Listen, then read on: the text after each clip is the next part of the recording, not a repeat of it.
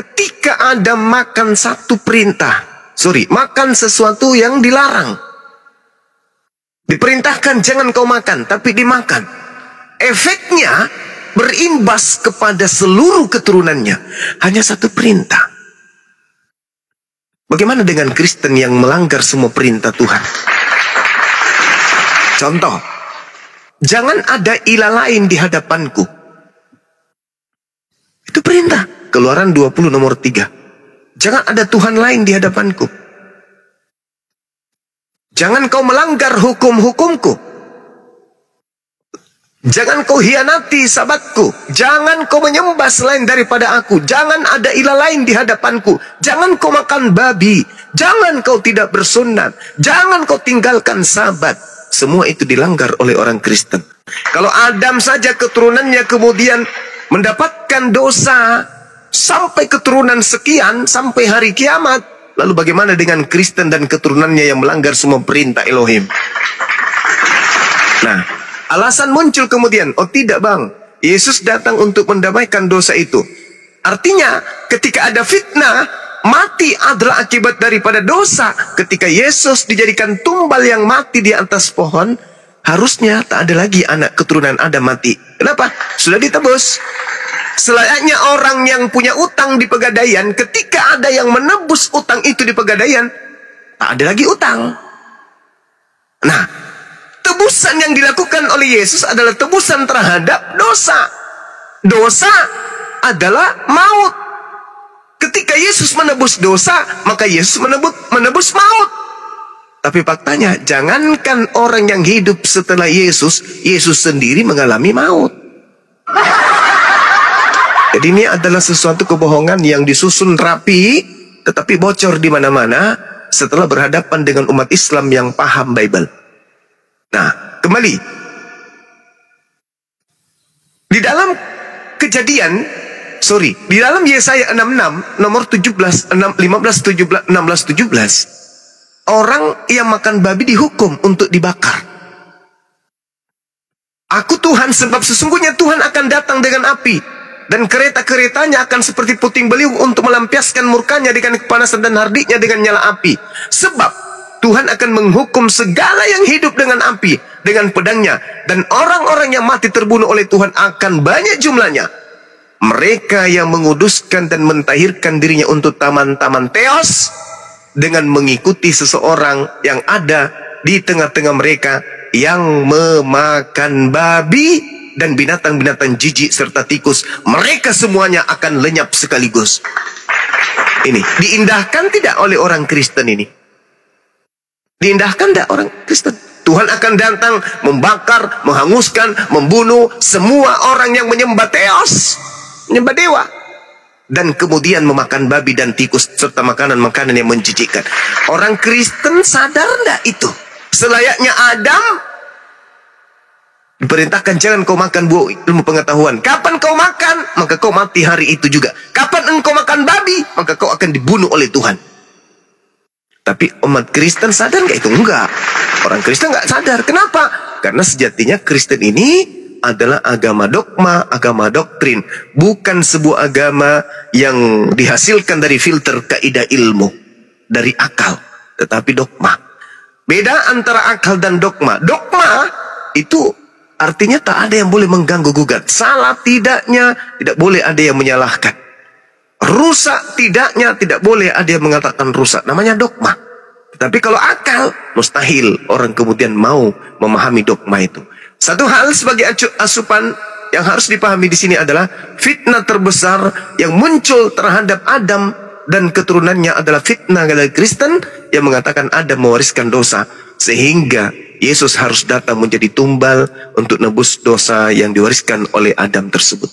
Itu adalah akal-akalan karena tidak ada dalil yang mendukung. Demikian.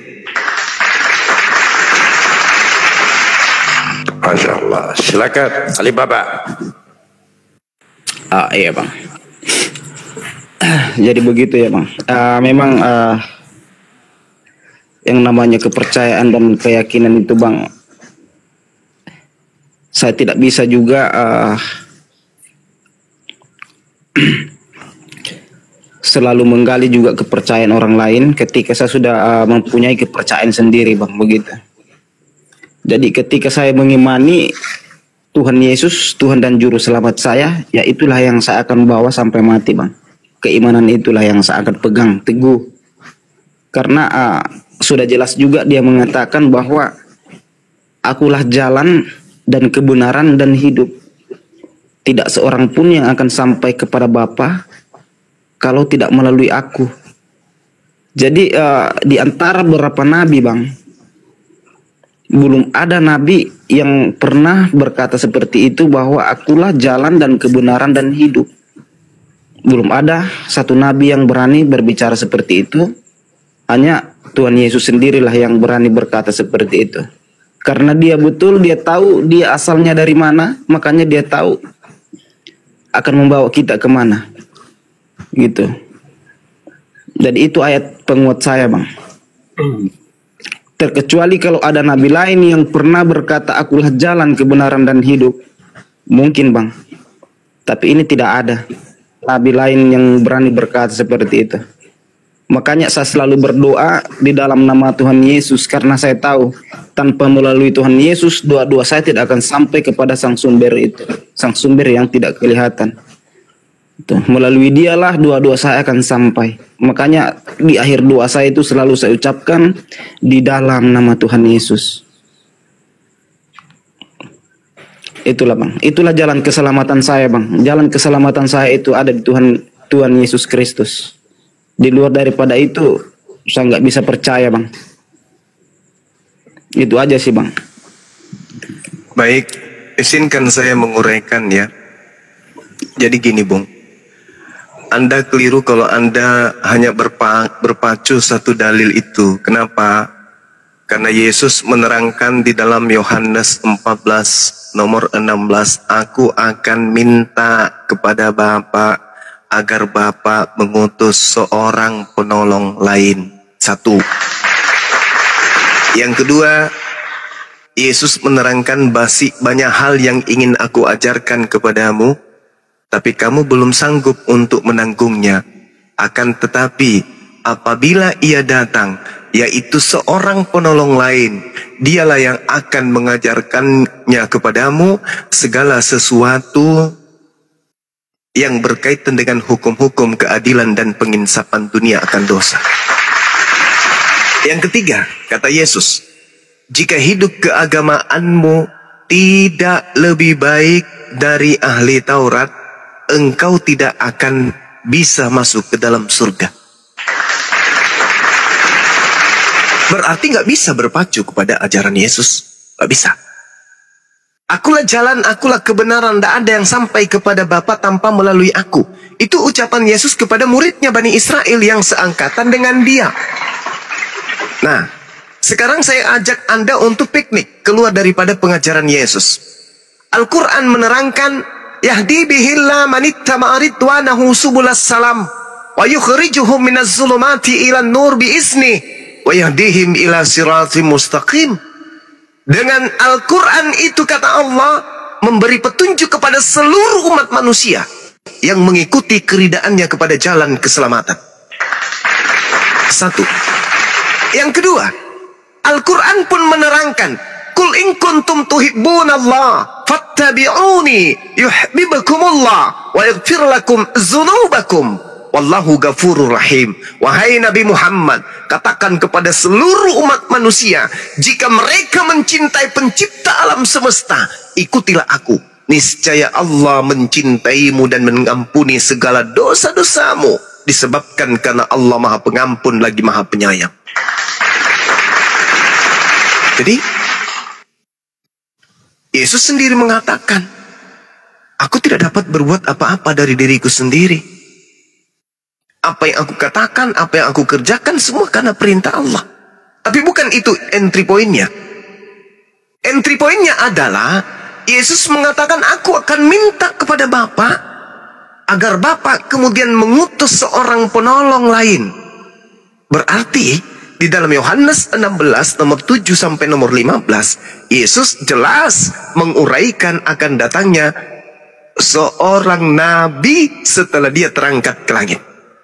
Coba Anda lirik di Yohanes 16 nomor 7 sampai nomor 15. Adalah benar yang kalian katakan, adalah lebih baik jika aku pergi, sebab jika aku pergi, seorang penghibur, roh kebenaran itu tidak akan datang kepadamu. Tetapi jikalau aku pergi, dia akan datang. Berarti bukan Yesus sebagai juru selamat terakhir. Ada seorang penolong lain yang datang setelah Yesus, yang tugasnya memuliakan Yesus. Dan itu tidak ditemukan di agama lain selain daripada di agama Islam. Jadi kalau Anda mengatakan, ya gimana? Yohanes berapa? 16 nomor 7 sampai nomor 15. Jadi kalau saudara mengatakan, akulah jalan, akulah kebenaran, akulah hidup, tidak ada seorang pun yang sampai kepada Bapa tanpa melalui aku.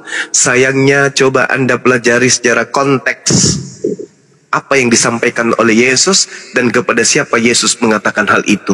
Subhanallah, begitu Anda pelajari, ternyata Yesus sedang mengajar murid-muridnya Bani Israel. Yesus sedang mengajarkan murid-muridnya Bani Israel dalam satu kelas sekolah aule. Tiba-tiba orang Kristen lewat di samping kelas menggunakan sepeda kumbang, mendengarkan Yesus berkata seperti itu. Orang Kristennya yang merasa, padahal itu ucapan Yesus kepada muridnya Bani Israel. Makanya Yesus mengaku, aku diutus hanya kepada domba yang sesat dari umat Israel saja. Demikian. Oke. Saya kembali lagi ke ayat itu, Bang. Jadi begini, Bang.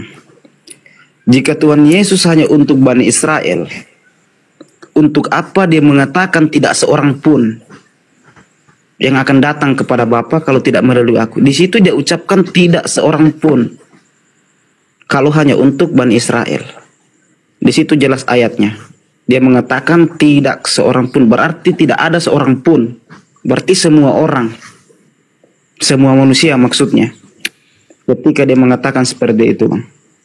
Untuk apa dia katakan hal itu? Kenapa dia tidak katakan tidak seorang pun Bani Israel yang akan datang kepada Bapa kalau tidak melalui aku? Tapi di situ dia katakan tidak seorang pun. Berarti merujuk ke semua orang, Bang. Itu, Bang. Oke, baik. Coba Anda baca di dalam Yohanes Kisah Para Rasul 13 nomor 23. Di situ dikatakan apa? Dan dari keturunannya lah, sesuai dengan yang telah dijanjikannya, Allah telah membangkitkan juru selamat bagi Anda lah yang baca, jangan saya. Iya, Bang. Silakan Anda lanjutkan. Boleh Anda baca Kisah Para Rasul 13:23. Silakan Anda baca. Saya nggak enak melanjutkan bacaan itu. Iya, nanti saya baca, Bang. Nanti saya baca. Saya ulang ya. 13:23. Oke, ya, Bang. silakan. Iya, karena saya itu kalau membaca firman Tuhan itu habis saya baca terus saya renungi, Bang. Jadi ini kan bukan firman Tuhan saya rasa. Coba Anda baca aja dulu Kisah Para Rasul 13:23. Saya pun ingin mendengarkan. Boleh nggak sebelum kita lanjut? Masalahnya cari-carinya ini loh, Bang. HP saya cuma satu ini. Ya sudah ada teman kita yang bisa membaca di sini. Bang Dalbo bisa dibaca sama? Siap. Oke, kita dengarkan sama-sama ya. Kisah Para Rasul 3:22 13:23. Berapa Gruda? Kisah Para Rasul 13:23. 13:23. Iya. Saya juga bisa. Silakan Bayu kalau mau baca. Ya, di sini dan dari keturunannya sesuai dengan yang dijanjikannya, Allah telah membangkitkan juru selamat bagi orang Israel, yaitu Yesus. Juru selamat bagi Bani Israel, yaitu Yesus. Ingat, Bung, ketika Yesus melakukan penginjilan, Yesus melakukan penginjilan kepada Bani Israel.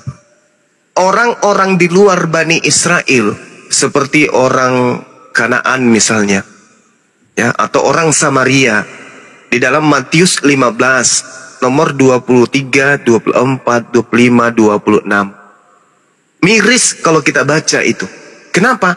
Ada seorang non-Yahudi sesaman dengan Yesus. Bukan hanya sesaman, bertemu dengan Yesus. Bukan hanya bertemu, interaksi, bukan hanya interaksi, berdialog, bukan hanya berdialog. Orang itu bersungut-sungut memohon-mohon dengan sangat kepada Yesus. Apa endingnya? Apa kata Yesus? Usir. Tidak layak roti diberikan kepada anjing. Aku diutus hanya kepada domba yang sesat dari umat Israel. Apa kata wanita itu? Benar Yesus. Memang memang engkau diutus hanya untuk Bani Israel. Tapi bukankah anjing makan sampah yang jatuh dari meja tuannya? Apa kata Yesus? Besar imanmu ibu, jadilah seperti apa yang engkau kehendaki. Yesus membenarkan kalau wanita tersebut hanyalah seekor anjing. Makanya Yesus dalam Matius 10 nomor 5 nomor 6, Yesus berpesan kepada seluruh ke-12 muridnya agar jangan ke bangsa lain, melainkan pergilah kepada domba yang sesat dari umatku Bani Israel. Makanya Anda coba lihat, tanya kepada guru-guru Anda di gereja, ada tidak orang Yahudi Bani Israel dari keturunan Yakub yang datang ke Nusantara mengajarkan agama Kristen? Yang datang pasti bule. Atau kalau ada pun berdarah Yahudi, pasti berdarah Yahudi yang tidak kemudian tinggal di Yerusalem, tapi tinggal di tengah-tengah secara turun-temurun, sudah tinggal di barat. Bukan lagi datangnya dari Yerusalem sebagai penganut Torah. Makanya kalau yang mengajarkan Kristen itu pasti bukan orang Yahudi, tapi orang barat. Karena Yesus diutus hanya kepada domba yang sesat. Apa domba itu? Domba itu sama dengan Bani Yakub. Mana dalilnya? Di dalam Yeremia 50 nomor 17 yang disebut domba adalah Bani Yakub. Nah, sedangkan Yesus di dalam Matius 24, waspadalah kepada serigala yang buas yang datang nyamar sebagai domba, padahal mereka adalah serigala yang buas. Itu diterangkan di dalam kitab saudara Matius 24 nomor 15. Itu jelas itu. Ya. Kayaknya Bang Suma paham sekali dengan Bible. Apakah Bang Suma sudah membaca seluruh isi Bible, Bang?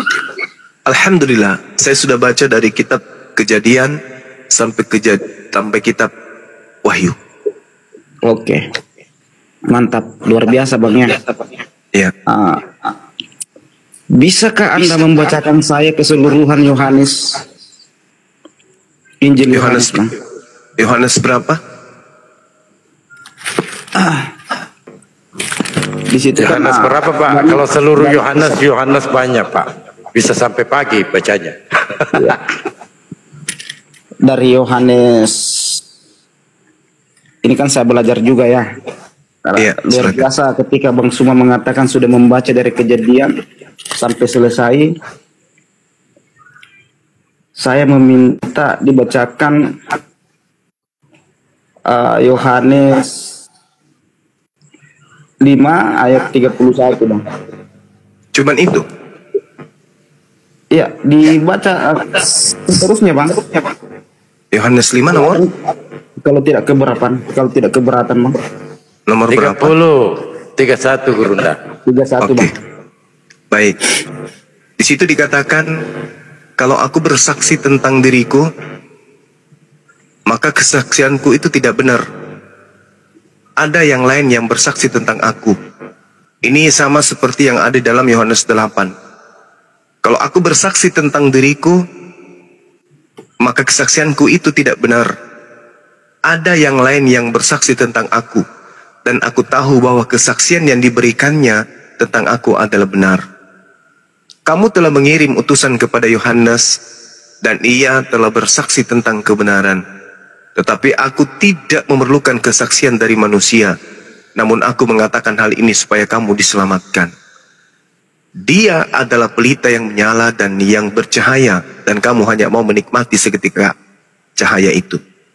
Tetapi aku yang mempunyai suatu kesaksian yang lebih penting daripada kesaksian Yohanes, yaitu segala pekerjaan yang diserahkan Bapa kepadaku, supaya aku melaksanakannya.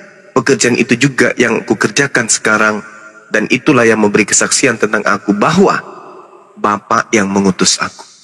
Sudah, Bang? Dilanjutkan bang, sampai dilanjut lagi bang. Anda yang baca lah. Biar nggak apa-apa, Bang. Bapa yang mengutus aku, dialah yang bersaksi tentang aku. Kamu tidak pernah mendengar suaranya, rupanya pun tidak pernah kamu lihat. Dan firman-Nya tidak menetap di dalam dirimu, sebab kamu tidak percaya kepada Dia yang diutusnya. Kamu menyelidiki kitab-kitab suci, sebab kamu menyangka bahwa olehnya kamu mempunyai hidup yang kekal. Tetapi walaupun kitab-kitab suci itu memberi kesaksian tentang aku, namun kamu tidak mau datang kepadaku untuk memperoleh hidup itu. Aku tidak memerlukan hormat dari manusia, tetapi tentang kamu, memang aku tahu bahwa di dalam hatimu kamu tidak mempunyai kasih akan Tuhan. Aku datang dalam nama Tuhanku, Bapakku, dan tentang kamu, apa dikatakan? Aku datang dalam nama Bapakku, dan kamu tidak menerima aku. Jikalau orang lain datang atas namanya sendiri, kamu akan menerima dia. Bagaimanakah kamu dapat percaya, Kak? Dapat percaya? Bagaimanakah kamu dapat percaya? Kamu yang menerima hormat seorang dari yang lain, dan yang tidak mencari hormat yang datang dari Tuhan yang Maha Esa. Jangan kamu menyangka bahwa aku akan mendakwa kamu di hadapan Bapa. Yang mendakwa kamu adalah Musa, yaitu Musa yang kepadanya kamu menaruh pengharapanmu. Sebab jikalau kamu percaya kepada Musa, tentu kamu akan percaya juga kepada aku, sebab ia telah menulis tentang aku. Tetapi jikalau kamu tidak percaya akan apa yang ditulisnya, bagaimana kamu akan percaya akan apa yang kukatakan?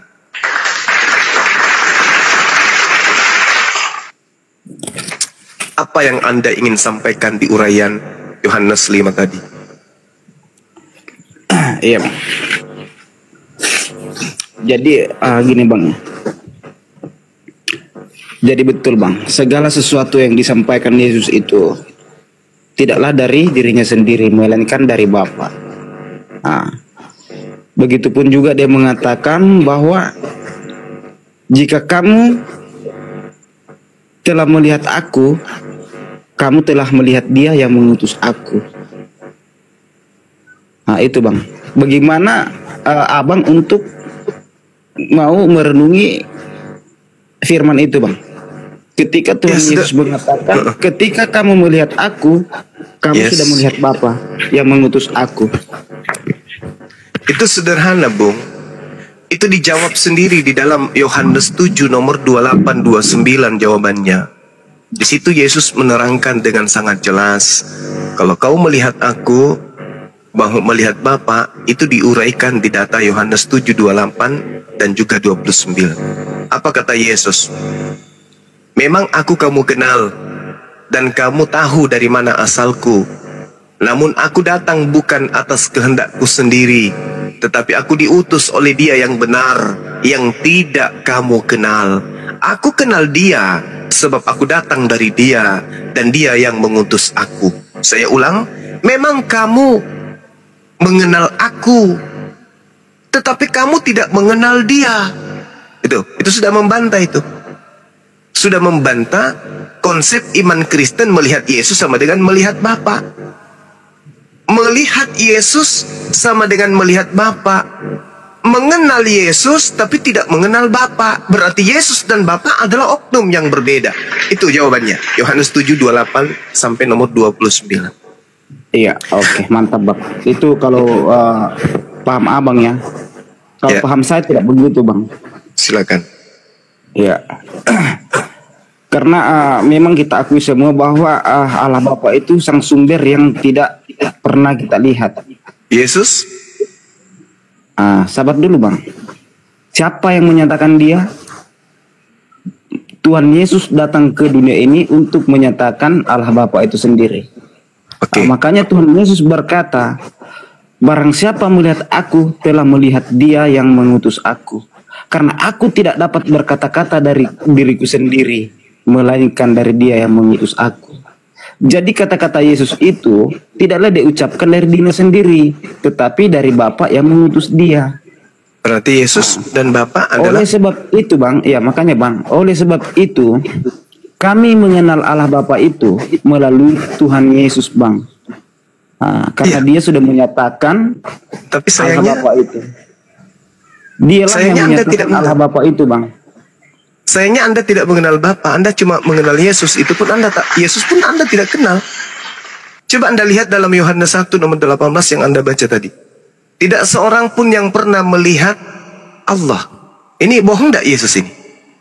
Betul Bang, semua ucapan Yesus itu tidak pernah bohong. Berarti Betul. tidak ada Dan seorang pun saya mengimani itu Bang. Berarti tidak ada seorang pun yang pernah melihat Allah, betul? Betul Bang. Berarti siapa yang melihat Yesus? Melihat Allah atau melihat Tetapi- bukan Allah? Gini loh Bang, Yesus kan Tunggu dulu. kedatangannya, gini loh Bang, kedatangan Yesus kan jelas Bang, kedatangannya sebagai manusia Bang. Ya, Jadi jelas. Allah sendiri manusia atau bukan? Bukan Bang, bukan manusia Bukan. kalau Allah Bang. Berarti Yesus Dia Allah atau bukan? sang sumber yang tidak kelihatan Bang. Berarti melihat Yesus melihat siapa? Saya melihat Yesus, Yesus sendiri yang menyatakan, barang siapa yang melihat aku, telah melihat dia yang mengutus aku. Nah, sekarang permasalahannya, apa yang Anda pahami dengan pernyataan Yesus itu? Apakah Yesus sudah mengatakan dia adalah Allah? Gini Bang, kan tadi sudah mengatakan bahwa dia datang keluar dari Bapa itu sendiri Bang. Iya, alam semesta ini datang dan keluar dari alam dari Bapa, dari Tuhan. Itu dari firman-Nya Bang, buah dari firman-Nya Bang. Segala sesuatu di atas muka bumi ini semua berasal dari firman Tuhan. Iya, Tidak ada berasal yang dari berasal- firman Bang. Firman bukan berarti bumi itu adalah firman, bukan Bang. Nah, sama seperti Yesus. Yesus juga bukan Beda. firman. Tidak Bang. Kalau Yesus dengan bumi beda Bang. Gini Bang ya. Ya, Saya Yesus kasih itu bukan sedikit, Bang. firman. Yesus pada mulanya adalah firman. Itu betul. Tapi Gini, Yesus Bang, bukan sabar ya. firman. Supaya kita bisa membedakan mana buah ucapan firman itu dan mana firman itu Bang. Oh, Jadi enggak. Salah. bumi ini adalah buah dari firman itu Bang. Kalau tidak ada Kalau- firman, bumi ini tidak akan jadi Bang. Gitu, Kalau Bang. Yesus, itu adalah firman Bang. mati aja. Bukan buah dari Salah. firman Bang. Coba Anda baca Yohanes 1:14. Apakah Yesus adalah firman? Coba Anda baca. Ya, Yohanes 1 ya pada mulanya adalah firman. Ya, Firman itu bukan Yesus. bersama-sama. Yang Yesus itu adalah di nomor 14-nya. Yohanes 1 Jadi nomor gini, 1 Bang. itu bukan Yesus. Jangan Yang kita Yesus loncat-loncat. adalah nomor 14-nya. Coba Anda baca nomor 14-nya. Ya, jangan dulu loncat-loncat Bang semuanya. Jangan dulu kita loncat. Awal mulanya adalah firman Bang. Firman itu Iya. bersama-sama dengan Allah. Berarti Yesus nggak firman itu. berarti Yesus nggak firman itu sudah ada Bang. Iya, firman ada melekat pada diri Tuhan. Yang saya tanya, Yesus enggak itu? Iya, firman telah menjadi manusia Bang. Itu Siapa nomor itu? 14-nya. Nomor 14, firman menjadi manusia. Itu nomor 14. Berarti yang bersama-sama dengan Tuhan bukan Yesus. Coba. Ayo. Bukan Firman, Yesus yang bersama-sama. Yang bersama-sama dengan Tuhan itu adalah firman, kalamnya. Sedangkan Yesus itu adalah setelah menjadi manusia, baru Yesus. Jadi jangan Anda mengatakan Yesus itu adalah firman. Tidak. Yesus yang adalah daging pada mulanya adalah firman. Betul. Firman ini bersama-sama dengan Tuhan. Betul. Tetapi bukan Yesus yang bersama-sama dengan Tuhan. Firman menjadi daging di rahim Maria, lahir di bumi, baru ada Yesus. Jadi tolong mindset berpikir itu diluruskan. Jangan dicampur adukan antara akal, logika, rasio dengan dogma. Jangan. Sesat nanti. Pada Kalau mulanya saya adalah memahaminya- firman. Kalau saya memahaminya tidak begitu Bang. Sekarang saya tanya saudara. Bumi ini pada mulanya apa? Buminya tidak ada Bang. Pada mulanya tidak ada Bang. Oh salah. Oh, Matahari pada mulanya apa? belum ada Bang. Belum ada bumi ini. Belum ada Sebelum matahari. menjadi matahari, matahari pada mulanya apa? Belum ada Bang. Iya, sebelum ada matahari, pada mulanya apa? Apakah matahari tercipta dengan sendirinya atau diawali dengan firman? Yang awal itu hanya Tuhan, Bang. Allah, Bang, yang Ya. awal. Tuhan itu tidak awal, Tuhan itu maha awal. Yang memiliki awal itu bukan Tuhan. Tuhan itu tidak memiliki, Tuhan itu tidak memiliki awal. Tuhan itu memiliki kemahaan. Jadi maha awal artinya tak ada yang mengawalinya. Dia kekal, qadim. Nah sekarang matahari pada mulanya adalah Belum ada matahari, Bang. Bagaimana kita Iya, bisa mengatakan ada kalau belum ada, Bang? Bung, matahari ini tercipta pada mulanya apa? Firman. Firman. Baca Apakah Mazmur firman itu? 33 nomor 9. Segala Jadi sesuatu pada mulanya adalah firman. Jadi menurut Bang Suma, matahari itu firman Tuhan gitu. Gimana? Jadi menurut Bang Suma, matahari itu firman Tuhan. Matahari itu adalah pada mulanya adalah firman. Yesus juga bukan firman. Yesus pada mulanya adalah firman. Pada saat firman bersama-sama dengan Allah, Yesus di mana? Belum ada. Nanti dan Maria keluar anaknya. Nah, firman itu telah menjadi daging. Baru tercipta Yesus. Mana pengakuan Yesus kalau dia bukan firman? Nah, lihat. Di dalam Yohanes 8:42, aku datang ke atas muka bumi ini bukan atas kehendakku sendiri. Berarti dia bukan firman. Sedangkan firman itu maha berkehendak. Yesus tidak maha berkehendak. Untuk menjadi daging saja bukan atas kehendaknya. Kata siapa? Kata Yesus. Dalilnya Yohanes 8:42. Itulah perlunya belajar, Bung. Jangan cuma manggut-manggut di gereja mendengarkan khotbah pendeta. Tapi belajar. Belajar Bible sendiri. Jangan mau didoktrin. Supaya keluar dari lingkaran dogma. Pelajari. Yang kusampaikan ini isi Bible. Bukan saya ngarang-ngarang sendiri. Sekarang tinggal kesediaan akal saudara untuk menelaah kebenaran Bible itu sendiri. Oh, ternyata Yesus datang menjadi manusia bukan atas kehendaknya. Berarti bukan atas keinginannya. Kalau begitu, ada yang berkuasa di atas Yesus.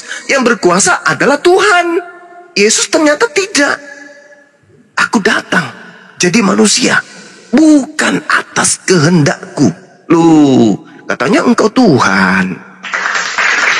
Dan memang ternyata Yesus bukan Tuhan. Menurut Yesus, tadi Anda terima kasih sudah memerintahkan saya, meminta kepada saya untuk membaca Yohanes 5. Yohanes 5 itu Yesus sendiri mengatakan apa? Ada kesaksianku yang lebih penting dari kesaksian seorang Kristen, dari kesaksian Yohanes Pembaptis, apalagi hanya kesaksian orang Kristen yang jauh hidup setelah aku. Apa itu? Bahwa semua pekerjaan yang aku lakukan, pekerjaan mukjizat-mukjizat yang aku lakukan, itulah yang bersaksi. Apa kesaksian itu? Bahwa Bapaklah yang telah mengutus aku. Wow, ternyata pekerjaan membangkitkan orang mati, membuat orang lumpuh berjalan, orang buta melihat. Ternyata semua mukjizat itu memberikan sinyal bagi orang yang berakal bahwa orang yang membangkitkan orang mati ini bukan orang biasa, melainkan dia adalah Rasulullah, utusan Allah. Orang Yahudi ketika melihat Yesus membangkitkan orang mati, apa kata orang Yahudi? Penyihir.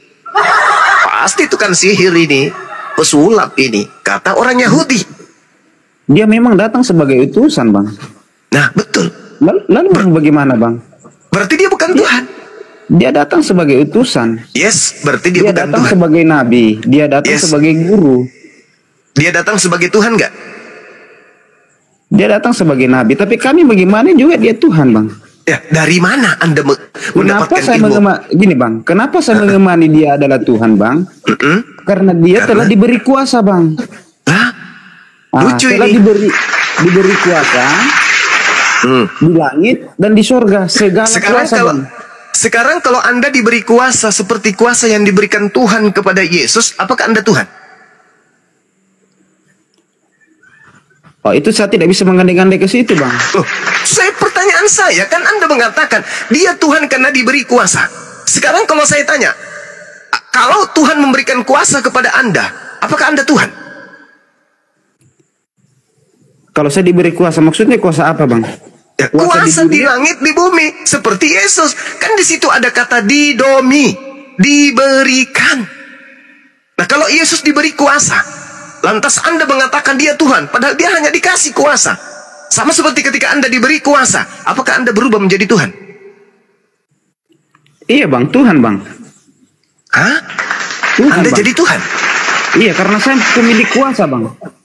Anda pemilik atau hanya diberi? Saya diberi, artinya kalau saya diberi berarti saya memiliki bang.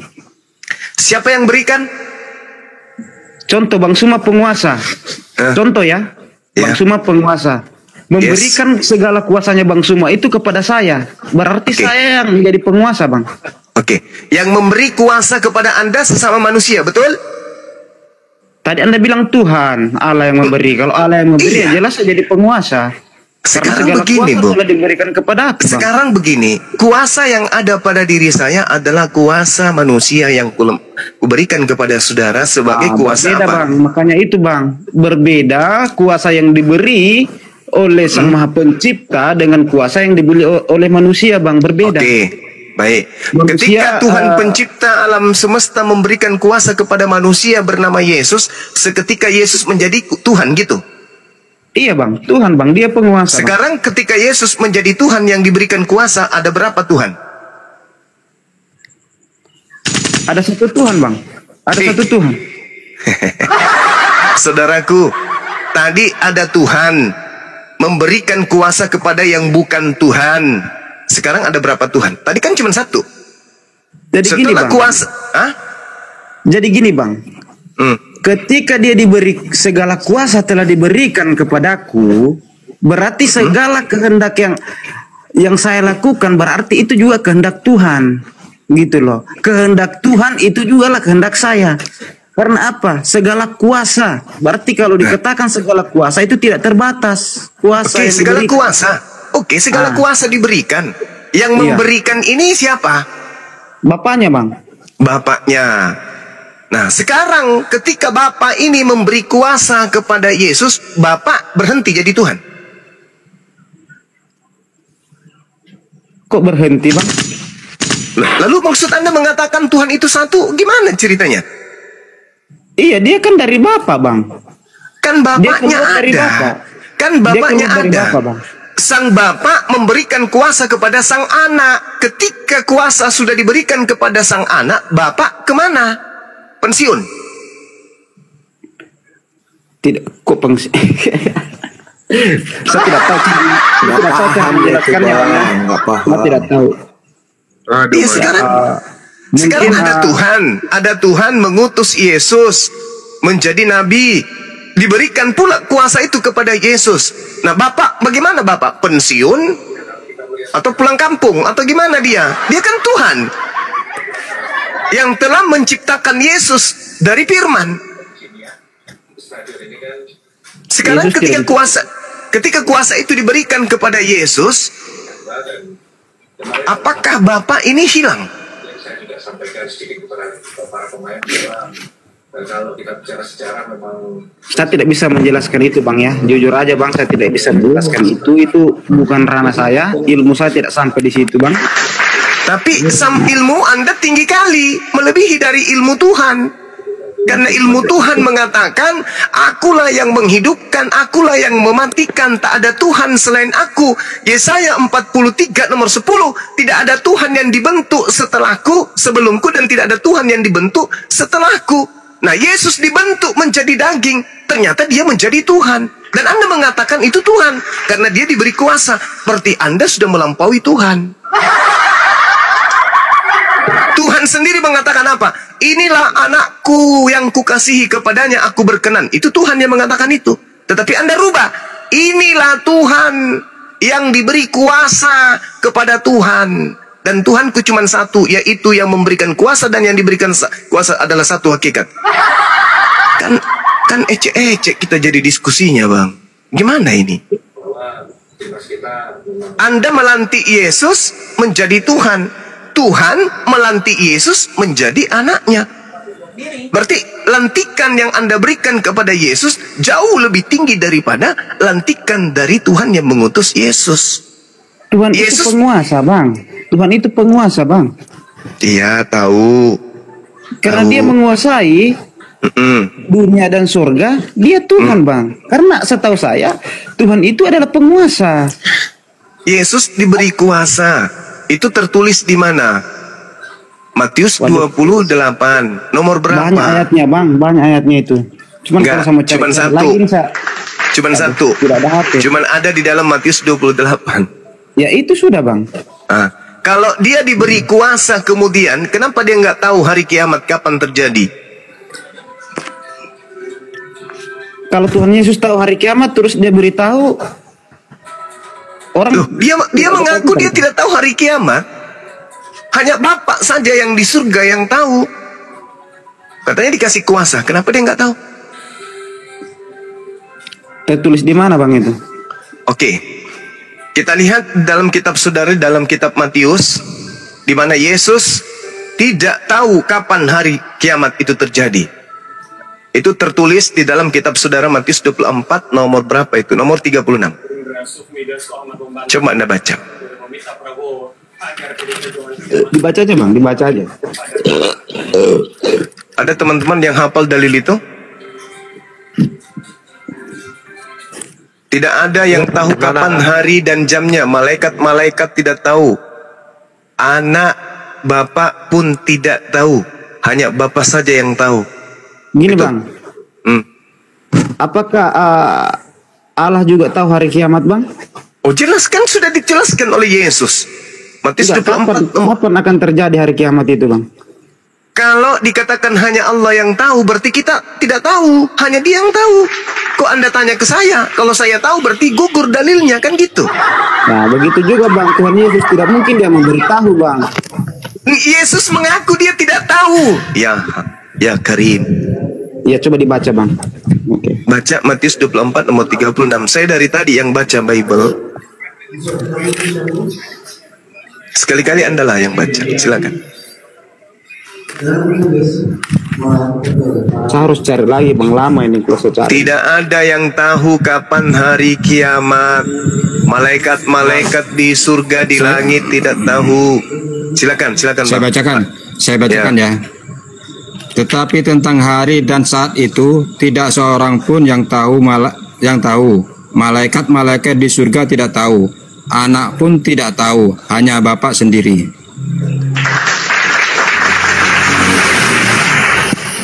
Gimana dong?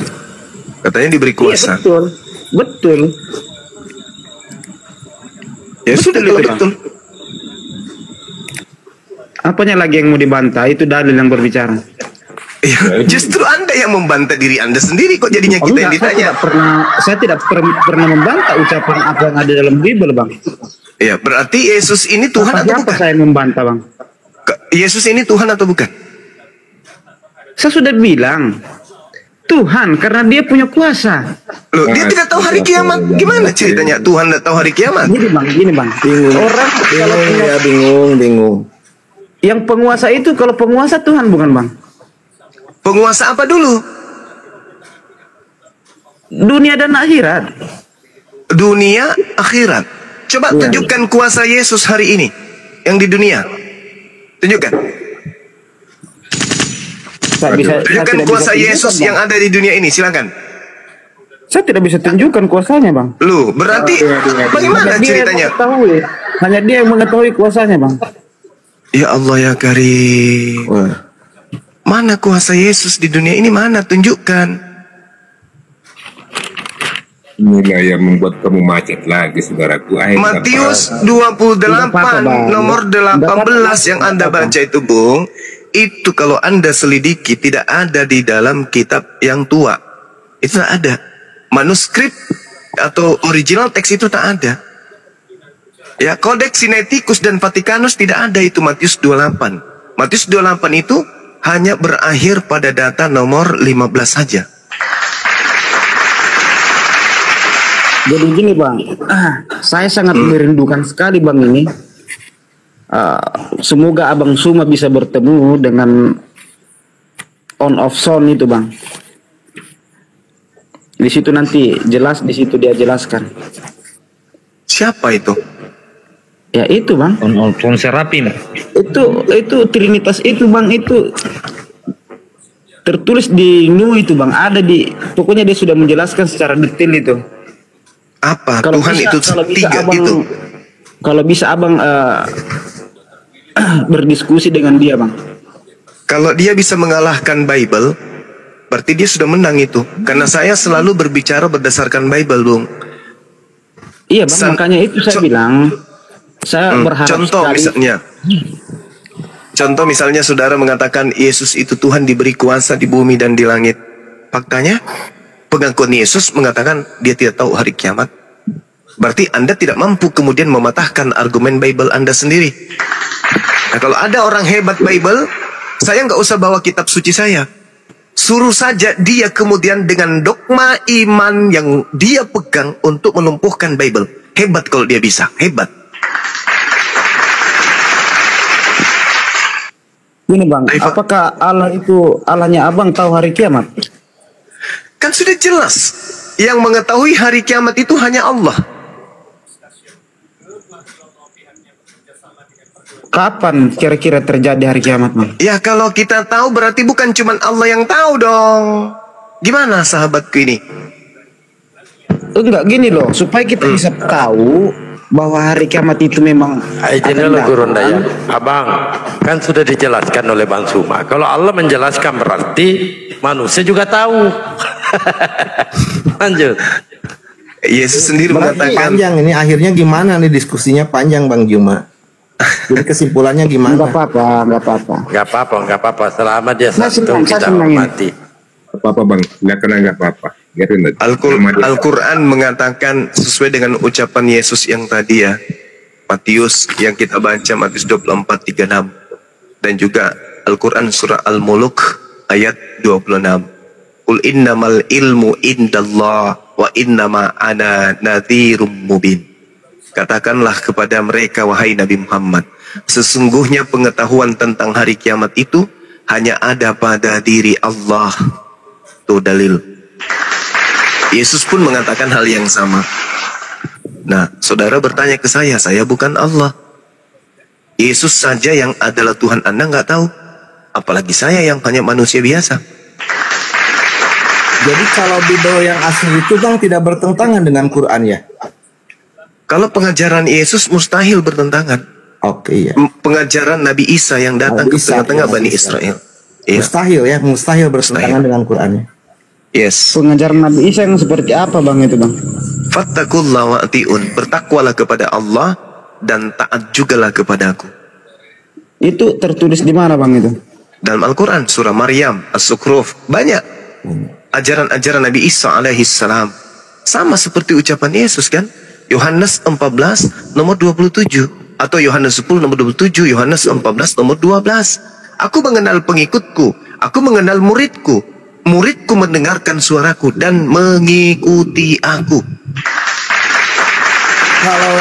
Kalau di Bible itu ada cerita tentang kehamilan Maryam mula-mulanya itu nggak ada Bang? Nggak? Matius 1. Saya ingin tahu Bang. Pada saat dia bertunangan dengan Yusuf. Ya. Pada saat bertunangan kemudian Yusuf ingin menceraikan tunangannya. Nah ini yang aneh juga, masih tunangan mau diceraikan. Yusuf itu siapa Bang? Bapak daripada Yesus. Bapak daripada Yesus. Oh Yesus itu bapaknya Yusuf. Iya. Tapi bertentangan dong dengan surat Maryam ayat 17 Bang. Kenapa? Beda Tunggu dengan dulu surat Guru Nda. Maryam. Ini Rudi di Kristen apa Muslim Anda? Saya Muslim Bang. Oh jangan dulu Bang, kan ada orang lagi dialog. Saya pikir kamu Kristen. Lanjut dulu. Iya. Gimana dengan? Gimana dengan? Kalau dia mau lagi. Iya. Gimana dengan surah Maryam? Oh boleh saya lanjut? Ya lanjut. Oh, enggak, maksud saya di situ kan di Bible disebutkan ada bapak, ada ayahnya kan Yusuf gitu. Iya. Sementara kan kalau di keimanan saya kalau Al-Quran nggak ada. Ya itu kan bapak tiri. Bapak tiri Pak. Oh bapak tiri, bukan Ya. ayah biologis ya. Bukan. Ya, Oh, makanya oke, Bang oke. diam dulu. Oke. Lanjut. Saya ingin tahu bapak biologisnya.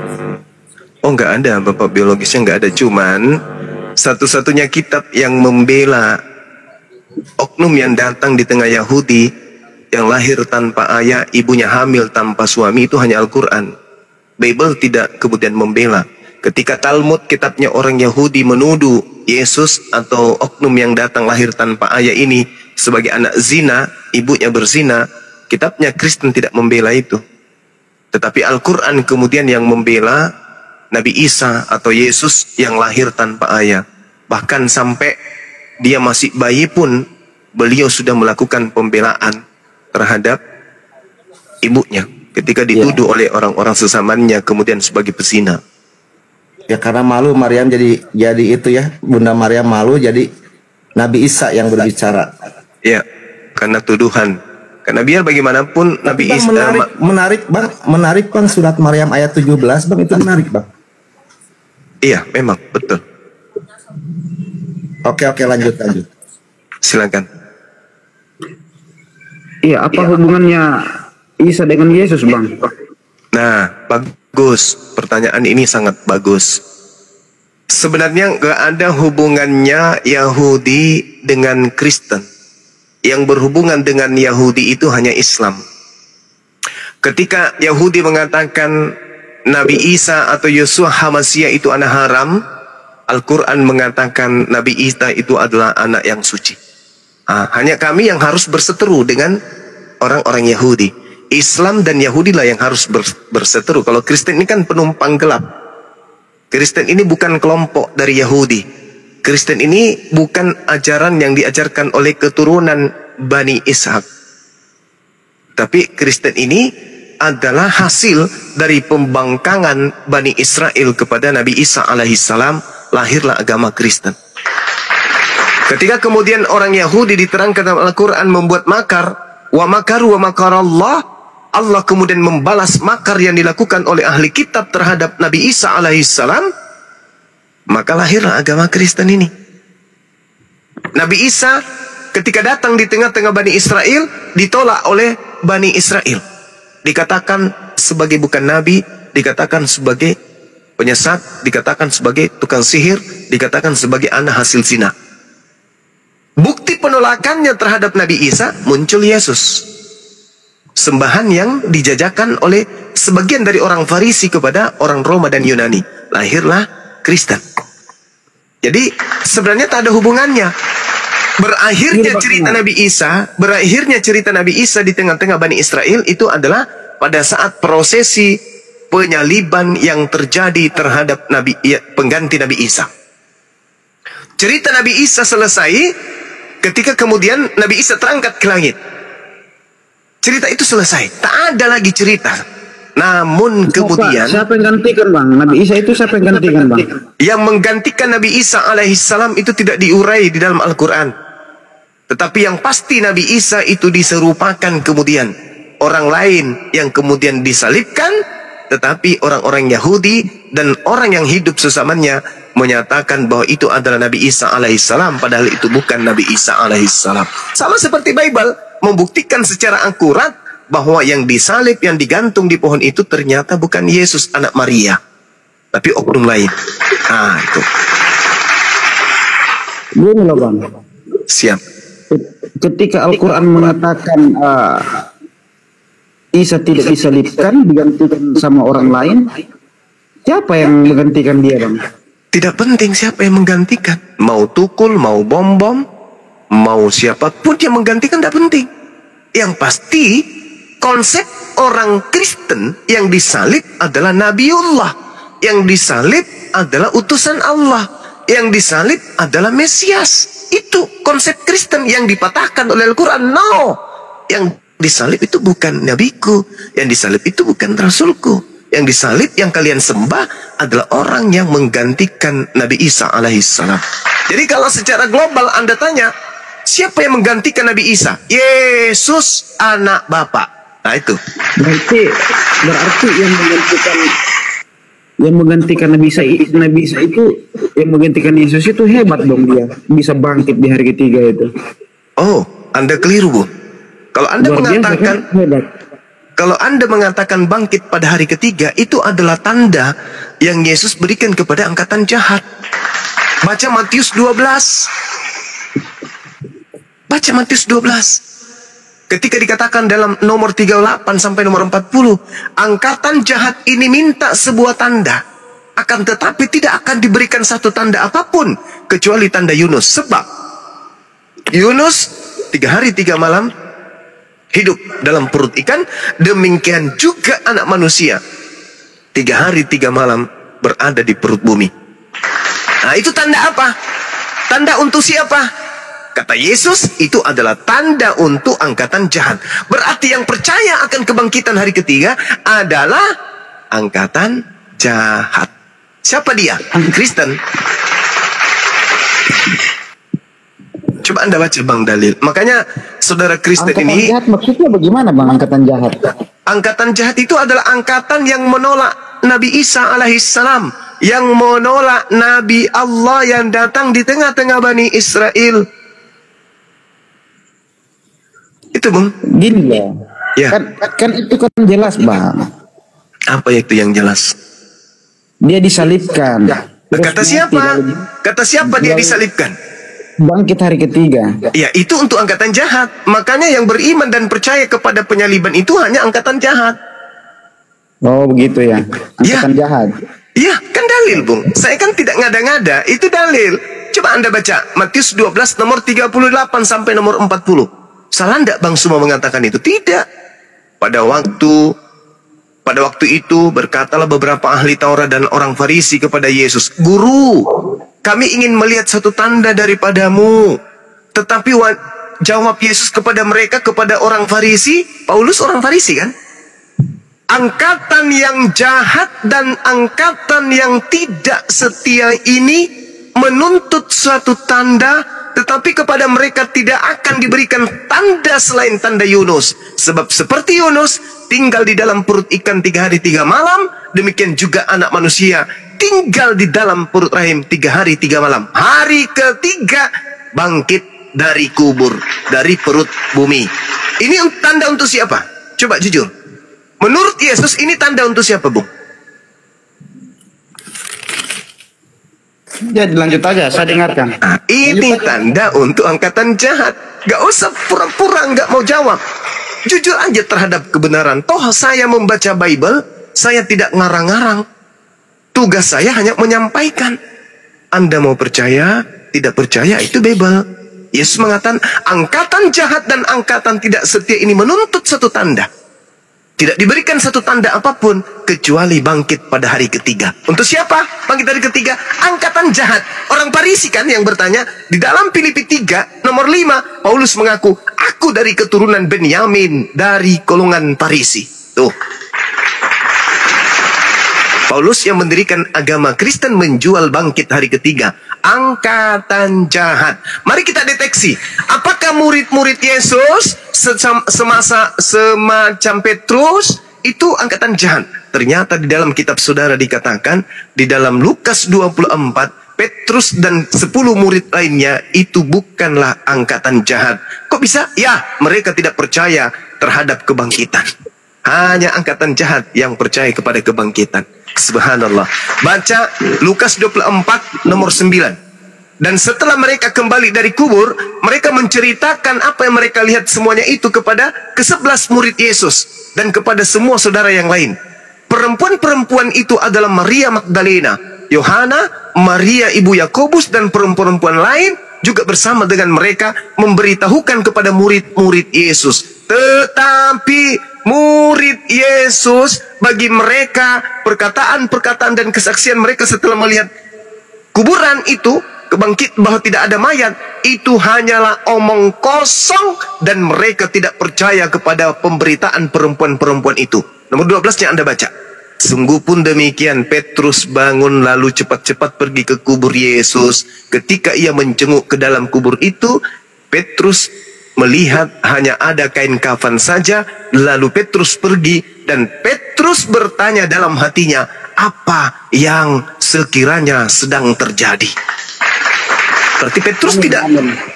Puji Tuhan, haleluya. Berarti Petrus tidak percaya adanya kebangkitan. Makanya dalam hatinya dia bertanya, apa yang sedang terjadi ya? Kalau angkatan jahat langsung percaya. Oh, itu bangkit Yesus pada hari ketiga. Halilintar. Mesti percaya. Haleluya, amin, amin, haleluya. Yang percaya kebangkitan angkatan jahat atau bukan? Bukan, Bang. Berarti Anda menuding Yesus pendusta. Yesus mengatakan angkatan jahat dan angkatan tidak setia ini menuntut satu tanda. Dan tidak diberikan satu tanda apapun selain anak manusia tinggal dalam rahim ibu 3 hari 3 malam. Hari ketiga bangkit atau tidak? Bangkit. Itu tanda untuk siapa? Angkatan jahat. Kristen percaya enggak? Percaya. Yahudi percaya enggak? Tidak percaya. Makanya Yahudi tetap Yahudi, Kristen tetaplah Kristen. Yahudi dan Kristen tidak bisa disatukan menjadi satu kepercayaan. Kenapa? Karena Yahudi tidak percaya kepada kebangkitan, sedangkan Kristen percaya kepada kebangkitan. Kebangkitan hanyalah tanda untuk angkatan jahat. Halilintar. Demikian. Haleluya, amin, amin, puji Tuhan. Ya, minum air dulu, Bang. Alhamdulillah. Allahu Akbar. Wa syukurillah. Ya, bersyukur kepada Allah. Coba hitung, coba kita kembalikan angkatan jahat. Hitung coba Pak Ali Baban. Gimana, Bang? Yesus dikuburkan di hari apa? Itu coba supaya setelah Anda itu baru haleluya. Gini, Bang, gini loh. Kita ke Islam saja, ajaran Islam. Tunggu dulu, hitung dulu itu baru ke Islam. Enggak gini. Soalnya gini Hitung loh, dulu Bang, lah. Bang. Masa hitung lah baru kita haleluya sama-sama di sini. Kalau sudah Haleluya. dihitung. Haleluya, amin, puji Tuhan. Iya, dihitung dulu. Yesus dikubur di hari apa? Saya tidak tahu, Bang, saya belum paham juga. Kok haleluya kagak tahu apa sih? Ya gini, Bang, saya tidak berani berbicara di sini, Bang.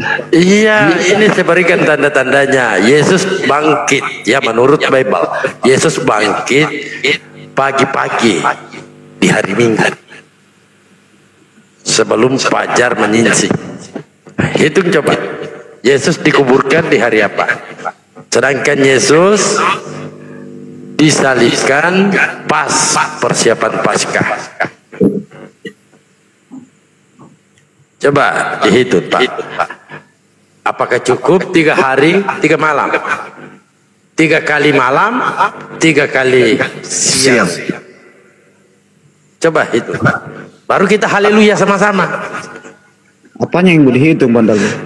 Kan 3 hari.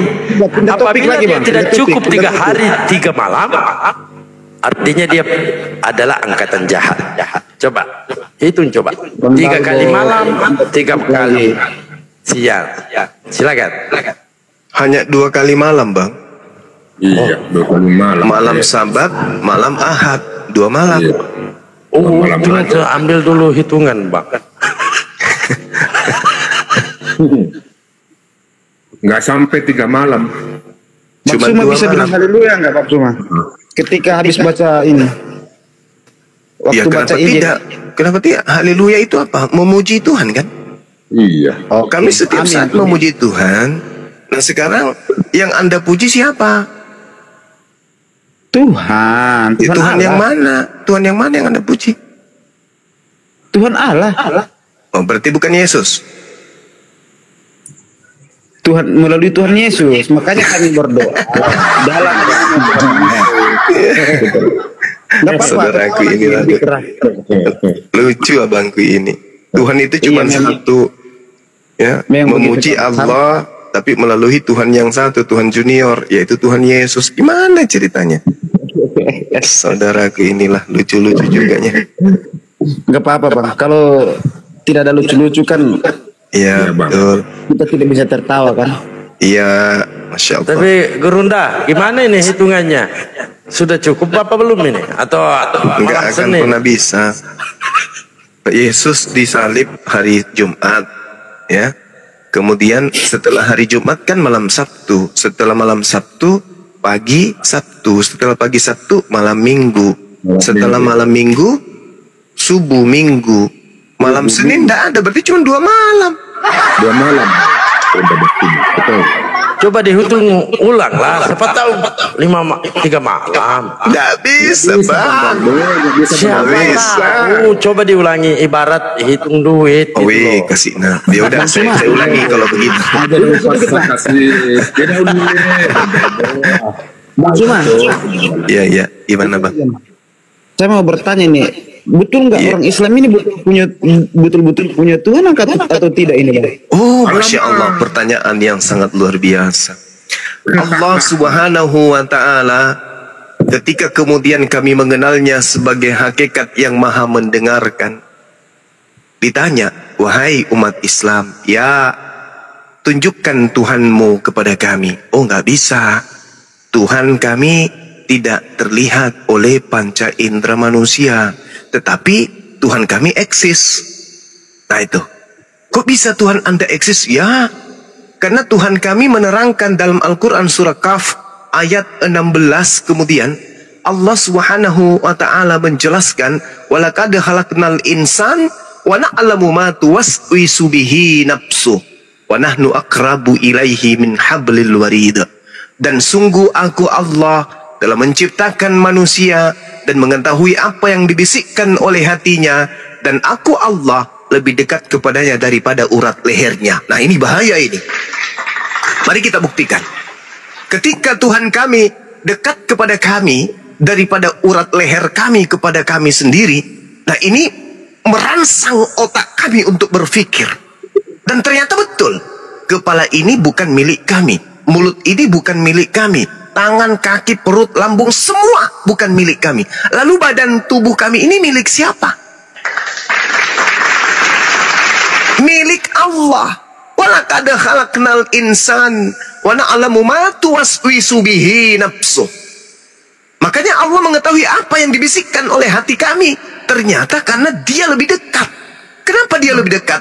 Karena ternyata tubuh kami ini adalah kepunyaannya, miliknya. Kalau kami ditanya, saya ditanya, wahai Suma, ya paman, mana yang menjadi milikmu pada dirimu? Mata. Emang itu punyamu? Beli di mana? Dari mana kau dapat mata? Kamu bikin? Kamu beli? Ternyata semuanya ini adalah milik kepunyaan Allah. Jadi bagaimana keadaan umat Islam bisa mengetahui keberadaan Allah? Dengan melihat kepunyaannya. Makanya dikatakan, walaqad khalaqnal insan. Belum lagi dikatakan dalam surah Fussilat di ayat ke-53, Allah Subhanahu wa Ta'ala menjelaskan apa kepada kami di ayat tersebut? Sanurihim ayatina fil afaq wa fi anfusihim. Bahwa kemudian aku Allah memperlihatkan kepada mereka tanda-tanda kebesaran keberadaanku di segenap penjuru alam semesta dan pada diri mereka sendiri. Wow, Allah memperlihatkan eksistensi keberadaan dirinya melalui tubuh manusia. Maksudnya gimana? Contoh, ketika kita makan makanan, masuk ke dalam perut, nutrisi akan diantarkan kemudian kepada seluruh tubuh kita. Rambut, gigi, kuku, usus, lambung. Tapi anehnya, yang memanjang hanya kuku, gigi tidak. Yang memanjang hanya rambut, kelamin tidak. Masya Allah, Masya Allah. Ini yang mengatur. Yang mengatur kemudian, yang menahan pertumbuhan gigi supaya tidak tumbuh seperti kuku itu siapa? Kata Allah, sanurihim ayatina fil afaq wa fi anfusihim. Orang yang berakal akan sampai kepada aku. Aku memperlihatkan diriku pada diri mereka. Bagaimana caraku memperlihatkan diri mereka? Melalui akal, mereka akan menangkap bahwa bukan neneknya, bukan kakeknya, bukan opungnya, bukan pemerintahannya yang menahan giginya bertumbuh. Ketika ia tidur, bukan dia yang menjaga jantungnya. Ketika ia terlelap, bukan dia yang kemudian membangunkan dirinya untuk terbangun. Tetapi akulah Allah. Sekarang ketika Anda tidur, tiba-tiba saja Anda ingin buang air besar. Adakah pernah orang yang dewasa atau orang yang sehat akal mau buang air padahal dia nyenyak tidurnya sehingga dia keluar sendiri keluar pantatnya dari kebalik, keluar nya dari pantatnya? Kenapa kau bisa berak celana? Karena saya terlidur lelap. Ternyata tidak. Allah kemudian membangunkan. Hai si fulan, bangun. Perutmu ingin membuang hajat. Subhanallah. Inilah yang Allah katakan, sanurihim ayatina fil afaqa wa fi anfusihim. Orang yang berakal akan mengetahui melalui tubuhnya. Aku titipkan eksistensi keberadaanku. Itulah kami. Jadi kami tidak capek-capek menunggu Tuhan. Aduh, kapan Tuhan datang ini? Turun terjun dari langit, melalui rahim, keluar jadi bayi, kemudian mempersamai kami. Itu nggak kayak begitu. Kenapa? Karena Allah meliputi alam semesta. Allah menyatakan keberadaannya melalui kemudian alam yang telah diciptakan oleh Allah. Jadi umat Islam itu sederhana ketika berbicara mengenai Tuhan. Karena Tuhan itu adalah entitas tunggal yang absolut. Di sisi lain, berbeda dengan kita manusia. Sebagai ciptaan kita menempati ruang, kita menempuh perjalanan relativitas waktu. Sedangkan Tuhan mustahil mengalami hal tersebut. Jadi Tuhan kemudian menciptakan dua alam sebagai pertanda bahwa Dia hadir. Apa alam yang diciptakan oleh Allah sebagai tanda bahwa Dia hadir? Yang pertama adalah alam semesta. Gugusan-gugusan bintang. Tuhan menciptakan itu untuk memperlihatkan kepada akal bahwa Tuhan itu hadir. Yang kedua, Allah kemudian menciptakan tubuh manusia untuk memberikan sinyal kepada manusia yang berakal. Aku Tuhan hadir loh, yang menjaga gigimu, yang menjaga rusukmu supaya tidak bertumbuh. Adalah aku Tuhanmu. Aku lebih dekat dari urat lehermu. Aku yang menjaga itu semua. Bukan nenekmu, bukan kakekmu, bukan pemerintahan dan seterusnya. Tapi akulah Tuhan. Nah, umat Islam, mereka takut kemudian berbicara asal bicara. Umat Islam berpikir, mereka takut berpikir hal-hal yang aneh-aneh. Umat Islam takut kemudian membisikkan jiwanya hal-hal yang negatif. Kenapa? Umat Islam sadar bahwa Tuhan lebih dekat daripada dirinya sendiri. Makanya umat Islam itu dikasih perintah apapun taat. Disuruh sholat 5 kali sehari, saat. Disuruh puasa. Orang yang beriman, kenapa? Karena mereka selalu melihat Allah menyaksikan segala apa yang aku kerjakan.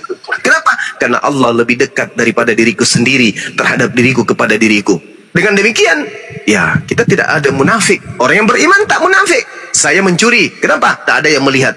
Oh, umat Islam yang beriman tidak melakukan itu. Kenapa? Karena dia sadar Tuhanku maha melihat. Bahkan Tuhanku lebih dekat kepadaku daripada diriku sendiri. Orang beriman, Bung, jangankan mencuri, orang yang beriman untuk coli aja takut. Untuk memperkosa diri sendiri aja takut orang beriman itu. Kenapa? Karena dia merasa ada yang melihat yang lebih dekat. Siapa? Yang memiliki, sang pemilik mata kita, sang pemilik badan kita. Takut mereka melakukan hal tersebut. Kenapa? Karena yang menyaksikan sedang menyaksikan dirinya. Jadi tidak perlu Tuhan itu datang jadi manusia, jadi anak bayi dan sudah perlu. Karena Tuhan itu sudah meliputi aspek semua alam semesta ini bagi orang yang berakal. Makanya coba umat Islam itu kalau beribadah, apa prosedur ibadahnya? Allahu Akbar, Dikau yang maha besar. Nah, sekarang ketika umat Islam berseru, wahai Engkau yang maha besar, kira-kira pencipta langit dan bumi dengar kagak? Dengar. Tapi kalau orang Kristen masuk ke gereja, Dikau Yesusku, Tuhanku. Yesus dengar kagak? Dengar gak Yesus? Enggak. Kenapa? Dia manusia. Ya, Bang Cima, ini nih. Apakah Tuhannya orang Yahudi sama dengan Tuhannya orang Islam, Bang? Yes. Kenapa? Apakah Yahweh itu adalah Allah itu sendiri? Yes. Kalau yang di Oke. Walamma ja'a Musa limikatina. Sorry, Masya Allah, astagfirullahaladzim. Walamma ja'a Musa limikatina wa kallamahu rabbuhu qala rabbi arini anzur ilaik.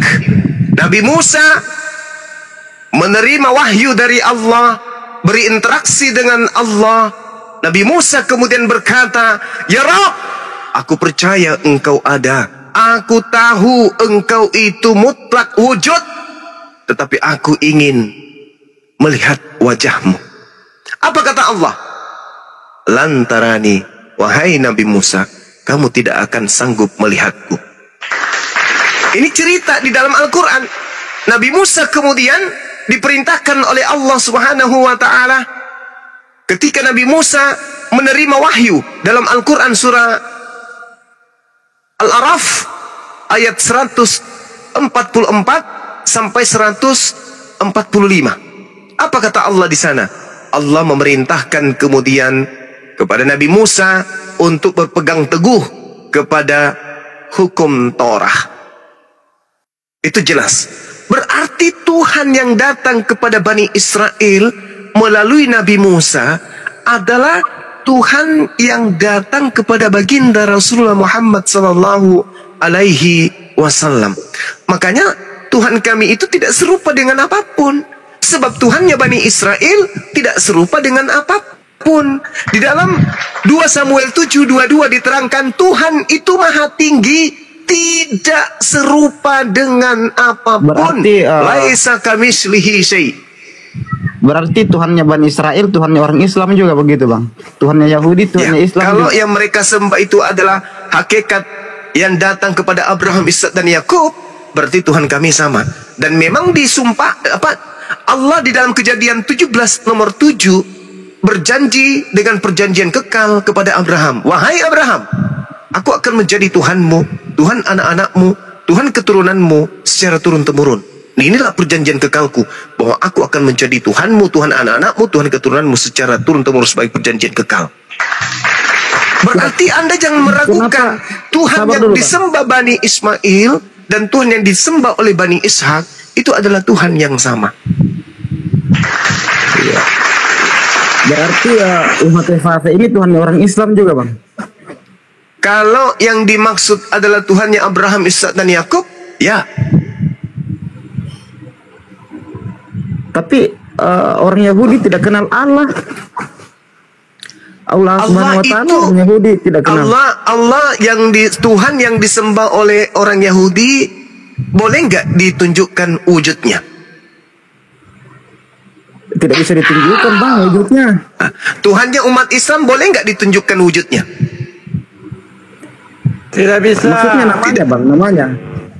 Nama itu banyak. Saya di tempat lain namaku Sensei. Ada yang manggil saya Kakanda, ada yang panggil saya manajer. Di tempat lain ada yang panggil saya Sempe. Di tempat ini saya dipanggil Bang Zuma, tapi oknum yang satu. Itu cuma gelar. Berarti begini, Bang. Tuhannya orang Yahudi Yehotefafe. Nah, berarti Tuhannya orang Islam juga ini karena sama kan? Betul apa tidak, Bang? Saya katakan, Bung, sekali lagi, kalau yang disembah oleh Abraham, Ishak dan Yakub itu Tuhan kami sama. Tapi kalau Yehotefafe itu kan dasarnya dari kitabnya orang Yahudi yang ada hari ini. Nah, tolong tunjukkan kitabnya Nabi Musa. Mana kitabnya Nabi Musa? Kalau ada kitabnya Nabi Musa diterangkan di situ sebagai Yehotefafe, berarti itu adalah Tuhan kami. Nah, sekarang kami nggak bisa menemukan kitabnya Nabi kami, Nabi Musa. Tapi Al-Quran menerangkan begini. Wa may yargabu an millata Ibrahim illa Wa may yargabu. Orang apa, Bang? Nabi Musa orang apa dia? Orang Yahudi. Anda ini bertanya, sabar dulu. Enggak, saya mau cari tahu dulu. Karena kalau mau tidak cari mungkin, tahu, Pak, tidak didengarkan. mungkin Musa pakai bahasa Arab gitu loh. Nabi Musa itu datang 1400 kurang lebih tahun sebelum Masehi. Saya penasaran, Bang. Sabar dulu, Bang Suma. Yang saya penasaran ini, Nabi Musa tidak tahu berbahasa Arab. Nabi Musa tahu bahasa Yunani enggak? Setelah sampai di dalam Nabi Musa tahu bahasa Septuaginta enggak, Bang? Ya, saya tidak mau lari ke situ, Bang. Saya mau lari ke Al-Quran, Bang.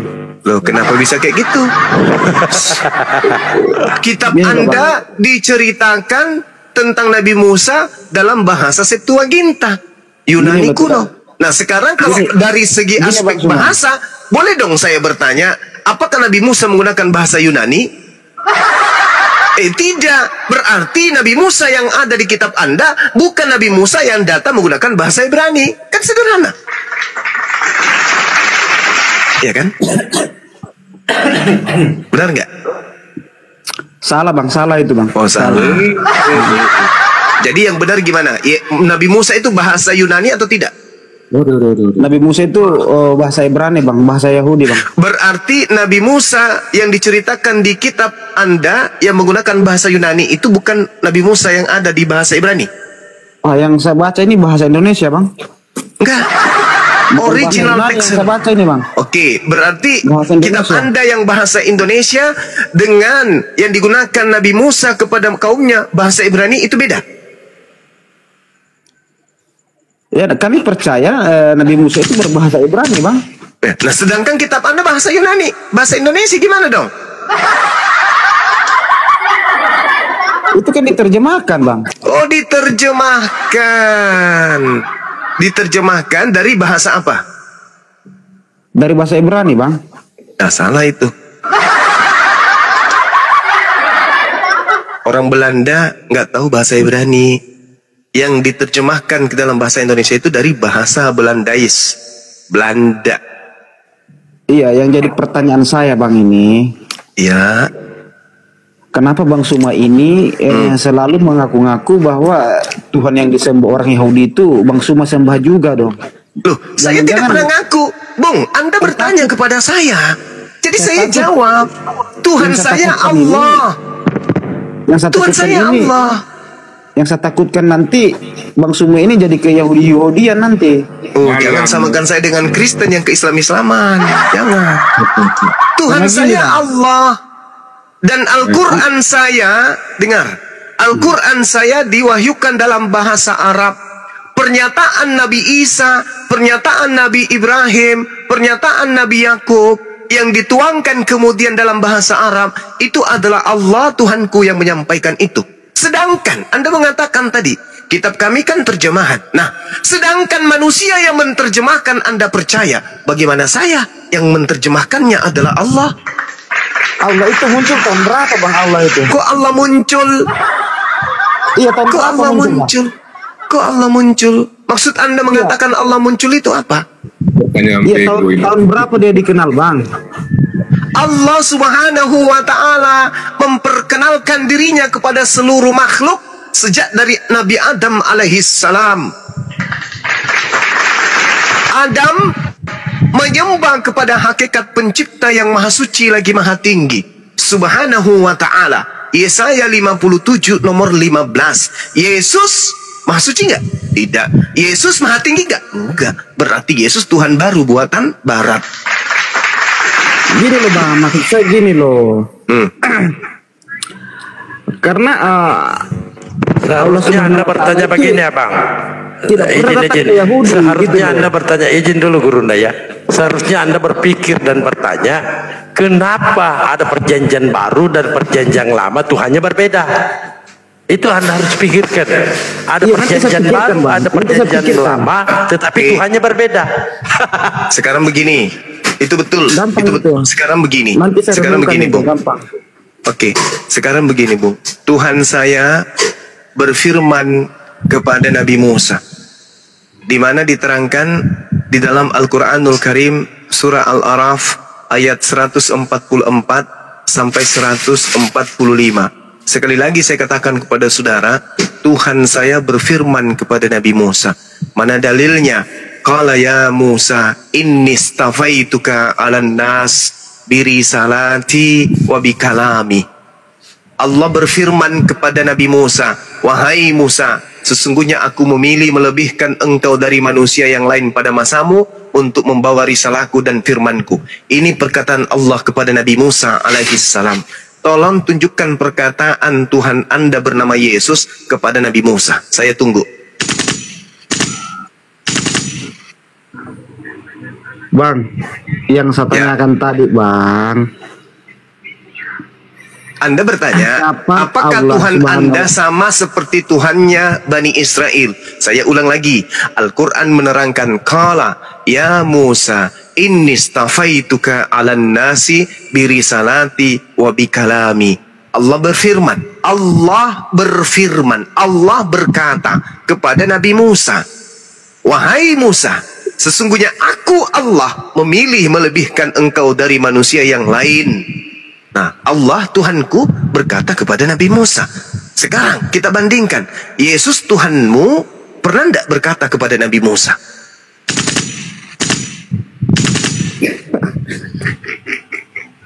Ketinggian itu, nggak nyampe ilmunya dia. Ya, supaya kita tahu yang mana yang bukan Tuhannya Bani Israel dalam hal ini para nabi. Apakah Tuhan yang datang kepada Nabi Muhammad atau Tuhan yang datang kepada Paulus? Akulah Yesus yang kau aniaya. Nah, apakah Tuhan itu yang berbicara kepada Nabi Musa? Kalau yes, mana dalilnya? Waduh, gimana ya? Saya mau jelaskan ini tidak ada Alkitab, Bang. Kalau Tuhan Yesus itu Yotefavi sendiri, Bang. Itu jelas. Ini itu, celakanya itu di situ. Tidak celaka, Bang. Tidak celaka. Celakanya Bang. itu di situ. Sabar, Bang ya. Di mana Anda mendapatkan Tuhannya? Dengar, Bung. Di mana Anda mendapat? Dulu, dari mana? Dari tadi sebenarnya saya mau bahas ini. Dari tadi. Cuma saya tidak di rumah. Data-data saya ada di rumah ini, Bang. Tuhan Yesus itu Yotefavi sendiri, Bang. Makanya kalau bisa, berarti maksud saudara pencipta langit dan bumi ini pernah digantung di atas pohon. Pencipta langit dan bumi ini pernah kemudian mengeram 9 bulan di dalam rahim manusia. Pemahaman Anda salah, Bang Suma, pemahaman Anda salah kalau begitu. Tak ada pemahaman yang salah. Konsep akal-akalan Anda tidak sesuai dengan akal, sehingga Anda mengatakan pernyataan saya itu keliru. Sekarang pertanyaan saya, Elohim Anda katakan adalah Yesus itu sendiri. Pelintir ayat, saya ikuti alur Anda tadi. Oke, sekarang tolong tunjukkan dalilnya tolong tunjukkan dalilnya di mana Tuhannya Yahudi pernah mengalami kematian. Silakan, saya tunggu. Tuhan itu Pak, tunjukkan aja dalilnya. Dalil. Makanya saya bilang saya tidak di rumah ini, Bang. Saya di luar, Bang. Anda membantah saya dengan dalil. Kalau hanya cuap-cuap seperti itu, apa bedanya dengan Anda, dengan pendeta Anda? Susah sampai kiamat kamu kadang. Coba dalilnya dong. Ini, Anda mengatakan pencipta saja, Bang Suma. Saya cuma penasaran saja. Ketika Anda Bang Juma dulu nggak di rumah, Bang Juma di atas roda. Yahudi gitu loh. Samanya di mana, Bang? Kan tadi saya sudah mengatakan kepada saudara, Al-Quran bernarasi sesuai dengan wahyu yang diterima oleh Rasulullah Muhammad sallallahu alaihi wasallam. Qala ya Musa inni istafaituka 'alan nas birisalati wa bikalami. Itu jelas dalilnya. Wa katabna lahu fil arwah min kulli syai'in mau'idatu wa tafsila. Dalilnya jelas. Allah berfirman kepada Nabi Musa. Berarti Allah yang kami sembah adalah Dia yang berfirman kepada Nabi Musa. Apa yang Anda pertanyakan lagi? Sedangkan saya bertanya, di mana Yesus berfirman kepada Nabi Musa? Macet internasional tingkat langit. Orang apa, Bang, Nabi Musa, Bang? La haula wala quwata illa billah. Tidak, gini loh, saya bingung. Jangan-jangan ada pembohongan. Gini bang, capek-capek Bang Suma menjelaskan. Gini. Dengarkan. Pertanyaan Bang Suma, dengarkan dulu. Pertanyaan Bang Suma, di mana dalilnya Tuhanmu Yesus berfirman kepada Musa? Itu karena Bible Anda ini ada dua. Mengambil Taurat, nempel di kitab Anda. Tuhannya berbeda pula. Perjanjian lama, perjanjian baru. Jangankan Yesus menjadi Tuhan, Pak. Menjadi manusia saja ditolak oleh orang Yahudi. Jadi nabi ditolak. Kamu itu begitu, menurut kamu begitu. Bukan menurut kami. Menurut kamu, pemahaman kami tidak begitu, Bang. Tertolak, ini curhatan Yesus dalam Bible-mu. Pemahaman kami tidak begitu, Bang. Anda kemudian mengatakan Tuhan kami bukan Tuhan yang disembah oleh Nabi Musa. Kitab suci kami menerangkan, ya Musa, inni stafaituka 'alan nas. Wahai Musa, sesungguhnya aku memilih melebihkan engkau dari manusia yang lain untuk menyampaikan risalahku dan firmanku. Sebab itu berpegang teguhlah kepada apa yang aku berikan kepadamu. Ini Tuhanku yang mengatakan itu berdasarkan kitab suciku. Apa yang perlu aku ragukan lagi? Nah, sedangkan pertanyaan yang sama kulontarkan samamu. Tuhanmu Yesus, orang Yahudi katanya dari keturunan Yehuda.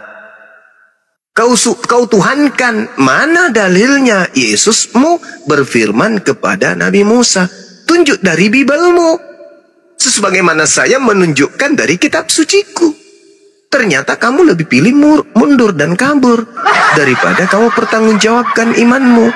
Jadi silakan saudara menyembah Tuhan yang bukan Tuhannya Nabi Musa. La ikraha fiddin. Tapi bungkus itu ajarkan di gereja, jangan kau ajarkan kepada umat Islam. Karena kamu akan selalu berhadapan dengan saya, Zulkifli M. Abbas. Silakan sahabat yang lain. Itu bukan warahmatullahi wabarakatuh. Itu bukan kabur. Waalaikumsalam warahmatullahi wabarakatuh. Itu bukan kabur, dia kembali ke rumah cari data. Yang lain. Jadi ternyata mereka tidak bisa menjawab, hanya menjawab dengan jawaban turun kabur. Nah, kaburlah kau. Aku tidak bawa data-data, Bang. Aku pulang dulu ke rumah. Sementara umat Islam ketika ditanya, wahai umat Islam, kaumnya Nabi Muhammad, ya paman, siapa Tuhanmu? Allah. Mana dalilnya? Qul huwallahu ahad. Tak perlu bilang, nanti aku cari dalil. Wah, itulah hebatnya, unggulnya Islam. Masya Allah, luar biasa. Melda Tumiang. Naik, mana mungkin Musa. Melda. Mbak Jadi, Melda naik yuk. Aku mau nanya Bang Suma ya, Gurunda ya, boleh ya? Iya Bang, silakan paman. Gini Bang Suma, yang perlu mereka ketahui, pahami bahwasanya Yesus itu kan mengabarkan ajarannya hanya di sekitar wilayah Israel saja. Betul. Maka dari, ya kan, Bang Suma ya kan? Makanya Yesus berkata, aku diutus hanya kepada kaum Bani Israel. Kan gitu kan? Betul. Gurunda? Kalau kita merujuk kepada perjanjian lama ajaran Taurat, tidak ada satupun nas yang menjelaskan tentang seruan atau perintah kepada ajaran Trinitas. Bahkan perjanjian lama sama sekali tidak pernah mengajarkan doktrin Trinitas. Buktinya, yang jelas dan nyata Bang Suma, Bunda, adalah tidak adanya satupun orang yang Yahudi yang beriman kepada ajaran Trinitas. Benar nggak? Betul, makanya kan sudah diajarkan, jangan ada Tuhan lain di hadapanku. Sekali Elohim, tetap Elohim. Sekali Allah, tetap Allah. Tak pernah kemudian berubah menjadi makhluk. Jangan ada ilah lain di hadapanku. Nggak ada. Ketika mereka tahu yang disembah oleh umat Islam adalah hakikat pencipta langit dan bumi yang maha besar, yang maha suci, yang maha tinggi, mereka menyembah kepada yang kita sebut Allah. Makanya mereka para rabi mengakui bahwa apa yang disembah oleh Nabi Muhammad dan umatnya itu adalah hakikat yang kita sembah, yang diajarkan oleh kakek kita Abraham alaihissalam. Sama. Tapi ketika mereka memajukan Yesus, ini loh Tuhannya Abraham datang dalam rupa bayi. Mereka kemudian apa? Meludahin, menolak dan menistakan. Na'udzubillah min zalik.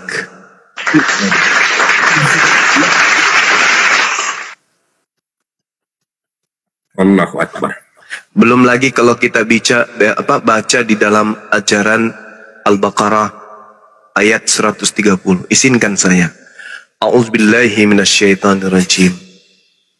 Wa may yarghabu an millata Ibrahim illa man safiha nafsa. Dan orang yang membenci ajaran Nabi Ibrahim hanyalah orang yang memperbodoh dirinya sendiri. Apa ajaran Nabi Ibrahim? Satu, tauhid. Apa itu? Satu Tuhan. Siapa yang membenci satu Tuhan itu? Adalah orang yang memperbodoh diri. Yang kedua, korban hewan. Siapa yang membenci korban hewan itu dan menggantikannya dengan manusia, bahkan Tuhannya sendiri, hanyalah orang yang memperbodoh diri. Yang ketiga, sunnat. Siapa yang kemudian memproklamirkan pelarangan sunnat, hanyalah orang yang memperbodoh diri. Jelas itu.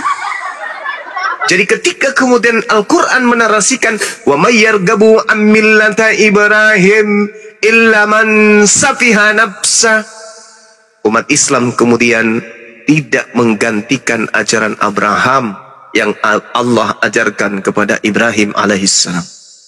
Lalu apa kata Allah? Isqala lahu rabbuhu aslim qala aslamtu lirabbil alamin. Ingatlah ketika Tuhan berfirman kepada Nabi Ibrahim alaihissalam, wahai Ibrahim, berserah dirilah. Nabi Ibrahim alaihissalam kemudian menjawab, aku berserah diri kepada Tuhan semesta alam. Lalu kemudian data selanjutnya, wa wassa biha Ibrahim banihi wa Yaqub ya baniya innallaha astafa lakumuddin fala tamutunna illa wa antum muslimun. Nabi Ibrahim mewasiatkan ucapan, hanya Tuhan Allah, satu-satunya Tuhan yang kepadanya berserah diri kemudian, dan juga ucapan itu diwasiatkan kepada anak-anaknya. Demikian juga Nabi Yakub mewasiatkan ucapan yang sama kepada keturunannya. Nabi Yakub mewariskan ucapan itu kepada ke-12 anak-anaknya. Wahai anakku, innallaha astafa lakumuddin. Wahai anak-anakku, anak Abraham, anak Yakub, keturunan Abraham, keturunan Yakub, sesungguhnya Allah, innallaha telah memilih agama ini untukmu, maka janganlah kamu mati kecuali dalam keadaan muslim. Ayat selanjutnya kemudian menerangkan, am kuntum syuhada is hadara Yaqub al-maut. Apakah kamu menjadi saksi saat maut kemudian menjemput Nabi Yakub alaihissalam? Is qala li bani ma ta'buduna min ba'di. Nabi Yakub berkata kemudian kepada anak-anaknya, wahai anak-anakku, apa yang kamu sembah sepeninggalku? Kemudian anak-anaknya menjawab, qalu na'budu ilahaka wa ilaha abaika Ibrahim wa Ismail wa Ishaqa ilaha wahida wa nahnu lahu muslimun. Wahai anak-anakku, sepeninggalku nanti apa yang kalian sembah? Anak-anak Yakub kemudian menjawab, kami akan menyembah Tuhanmu, Tuhan nenek moyangmu, yaitu Tuhan kakek Ibrahim, Ismail, Ishak, yaitu Tuhan yang Maha Esa. Qul huwallahu ahada, dan kami akan berserah diri kepadanya. Subhanallah. Jadi umat Islam itu enggak diragukan lagi berbicara mengenai konsep Tuhan. Makanya Allah putuskan pernyataannya, tilka ummatun qad khalat laha ma kasabat walakum ma kasabtum wala tus'aluna amma kanu ya'malun, kata Allah. Itulah umat yang telah berlalu, baginya apa yang telah mereka usahakan, dan bagimu apa yang telah kalian usahakan, dan kamu tidak akan diminta pertanggungjawaban tentang apa yang dahulu mereka kerjakan. Subhanallah. Jadi sahabat-sahabat sekalian, ya berbahagialah kita ini sebagai umat baginda Rasulullah Muhammad sallallahu alaihi wasallam yang menyembah kepada Tuhannya Abraham, Ishak dan Yakub serta Nabi Ismail alaihissalam, dibandingkan dengan saudara-saudara kita yang miris mengaku bertuhan kepada pencipta langit dan bumi, tapi faktanya justru bertuhan kepada ciptaan pencipta langit dan bumi.